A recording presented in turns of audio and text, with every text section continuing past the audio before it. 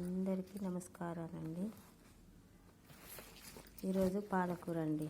పాలకూర కూడా ఇక్కడ 20కి 4, ఒక్కొక్కరు 5 అలా 24 ఇస్తారు ఈ సీజన్లో. పెద్ద కట్టలు కాదు, ఇంతకుముందు చూపించాను కదా, మీతి అంతకంటే పెద్ద ఉంటాయండి. ఇప్పుడు నేను ఈ పాలకూర వలన ప్రయోజనాలు ఏంటని చెప్తానండి. చాలామంది కర్రీస్ వండుకుంటాం, కానీ ఆకుకూరలు వండుకునేటప్పుడు ముందుగా ఫ్రెష్ చేసుకుని సాల్ట్ వాటర్లో సూప్ చేసుకొని వండుకోవాలండి. కట్ చేసి కడిగిన తర్వాత వండకూడదు. విటమిన్స్ అనేటివి ఉండవండి, అందులో మినరల్స్ వెళ్ళిపోతాయండి. ఇంకోటి, ఆకుకూరలు వండేటప్పుడు చాలా సన్నగా తరగడం కూడా చేయొద్దు. నార్మల్గా కట్ చేయాలి, వండాలి. ఒక 10 minutes